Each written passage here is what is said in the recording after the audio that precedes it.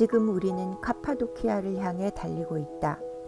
중간에 소금 호수를 들러갈 예정이다.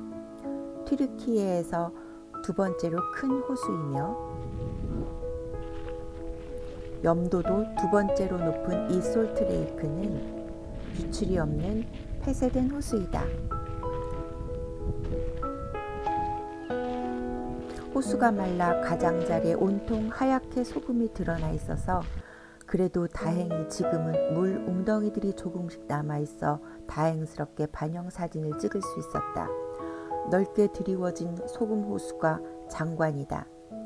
마치 시간이 멈춘 것처럼 내가 지금 다른 행성에 와 있는 기분이다. 호수 상점에는 소금과 관련된 상품을 많이 팔고 있다. 소금 초콜릿, 소금 비누, 소금이 들어간 화장품 등 소금의 유익함을 내세워 관광들에게 소개를 하고 있었다. 드디어 카파도키아에 도착했다. 전 세계에서 찾아보기 힘든 초현실적인 장소이다. 카파도키아 지역 전체가 세계 문화유산으로 등록된 곳으로 튀르키예 여행의 백미 중 하나라고 할 수 있는 곳이다. 특히 괴렘에는 기원전 1800년부터 사람들이 정착해서 주변이 언덕으로 둘러싸여 있어 언덕에 올라가 내려다보면 마치 깔때기를 엎어놓은 듯한 기암 괴석이 즐비하다. 오늘은 카파도키아의 레드 투어 코스를 돌기로 했다. 처음으로 간 곳은 러브밸리이다. 흥미로운 남근 모양을 닮은 크고 부드러운 암석 모양을 보고 지어진 이름인 듯하다. 이 암석들은 약간 우스꽝스럽지만 커다란 버섯 모양과 건조한 평원 그리고 마른 초목으로 마치 달 표면을 보는 듯한 느낌도 들었다. 360도 돌아가며 사진기를 계속 눌러도 신기하고 괴이한 지형의 감탄사만 나올 뿐이다. 이제 우리는 페어리 침리로 향한다. 대규모 화산 폭발이 일어나 마그마 분출로 만들어진 용암바위 주위의 분진으로 인해 응회암으로 굳어졌는데 이 응회암이 비바람에 쉽게 변형되는 성질 탓에 버섯 모양의 바위가 만들어졌다고 한다. 튀르키예인들은 이 버섯 모양의 바위를 페리바자라고 붙였으며 이곳에 요정이 산다고 믿어 요정의 굴뚝이라고 이름 지었다고 한다. 신기한 버섯 모양의 바위에는 사람이 살았던 흔적들이 보인다.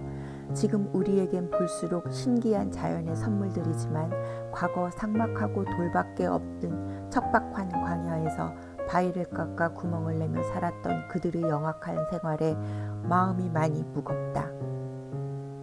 이래서 카파도키아를 찾고 있나 보다. 차를 다시 젤베 오픈에어 뮤지엄으로 몰았다. 특별히 유명 박물관이나 사진 스팟이 아니어도 괴렘의 전 지역의 자연 지형이 너무나 독특하다. 젤베 뮤지엄의 계곡을 따라 발견되는 기이하고 신비한 바위들, 이 박물관은 독특한 바위들과 계곡이 어우러져 있다. 풍화작용에 만들어진 바위 모양의 외관과 전체의 풍경이 장관이었다.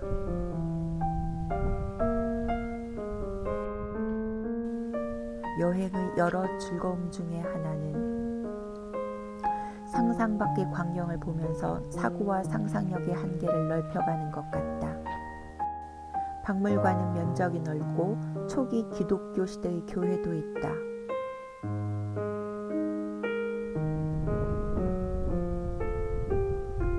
오스만 시대의 기독교인들이 로마와 아랍 정복자들로부터 피난처로 사용하면서 생활했던 곳임을 알 수 있었다.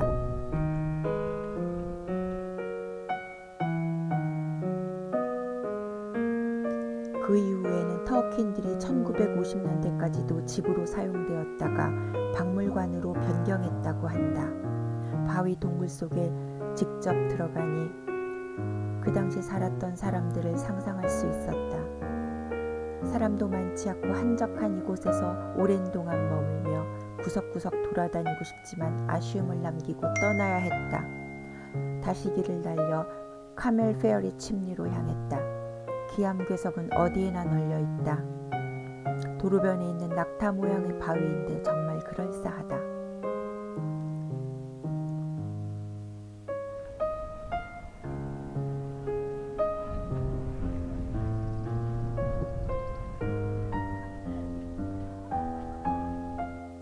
다음엔 새미녀 바위들에 도착했는데 큰 바위 2개와 작은 바위 하나가 모여 있다. 누가 미녀라고 했는지는 잘 모르겠지만 인정해주자.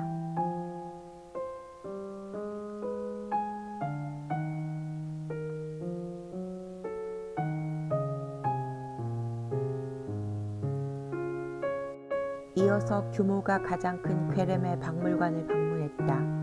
여러 세기에 있었던 동굴 수도원으로 고대 비잔틴 프레스코화의 훌륭한 표본을 전시하는 의미 있는 역사적 수도원과 동굴교회가 모여있는 곳이다. 마치 거대한 수도원 단지와 비슷한 느낌을 주는 곳이다. 11세기의 프레스코 성화가 온전히 보존되고 있다니 놀랍다. 하지만 불행하게도 오스만 제국이 카파도키아를 지배할 당시 수도원을 비둘기장으로 사용했다고 한다. 아마도 이 시기에 성화가 훼손되었을 듯 싶다. 박물관 내에는 또 티켓을 사서 들어가는 동굴 수도원이 있다. 색상은 물론 그림도 완벽한 성화가 있다. 입장료내는 가치가 있다. 다만 촬영이 금지되어 있어서 아쉬웠다. 바위에 올라가 이동할 때마다 마술처럼 뚫린 동굴을 허리를 굽혀 다니고 엎드려 다니느라 신음이 저절로 나온다. 몸은 지치지만 이런 곳에서 수백 년 아니 수천 년을 생활하고 은둔했던 그들을 생각하면 힘들다는 소리는 나올 수 없다. 버거운 일정을 마치고 드디어 괴레메 시내에 있는 아나톨리아 케이브 펜션에 도착했다. 이 마을엔 동굴 안에 만들어진 숙소들이 꽤 많다. 우리 숙소도 2000년 역사의 동굴 주택이다. 기암괴석에 굴을 파서 지은 집이 너무도 신비롭다. 동굴 숙소 내에 거실도 있고 침실도 욕실도 따로 있다. 차가운 동굴인데 실내는 아늑하고 정갈하게 단정해 놓았다. 불편하리라고 생각했던 내 생각은 틀린 생각이었다. 진과 망치로 한 땀 한 땀 두드려 만든 흔적이 그대로 남아있다. 얼마나 오래 정성스럽게 만져가며 다듬은 벽일까. 지금도 공들여 만든 정성을 느낄 수 있다니 소름이 돋는다. 내일 아침 식사를 할 옥상도 정성이 느껴진다. 노을을 보러 선셋 뷰 포인트로 향했다. 한참을 걸어 올라왔는데 벌써 많은 사람들이 와 있다. 사람들의 표정이 모두 행복하고 기대에 넘치고 있다. 해가 지면서 솟아있는 바위 기둥이 그늘이 길어지면서 더 입체감 있는 풍경이 된다. 구름이 많이 껴서 최상의 일몰은 아니다. 독특하고 낯선 자연을 배경으로 붉게 물드는 하늘을 보는 것만으로도 만족해야 했다. 해가 지니 금세 어두워지고 하나둘 불이 새어나오기 시작한다. 신기하고 멋진 장면에 한참 동안이나 보고 있을 수밖에 없었다. 관광지다 보니 다양한 기념품을 팔고 있는데 특히 고급스러운 카펫 가게가 많다. 숙소 옥상에 올라가 맥주를 마시며 낭만적인 밤 분위기를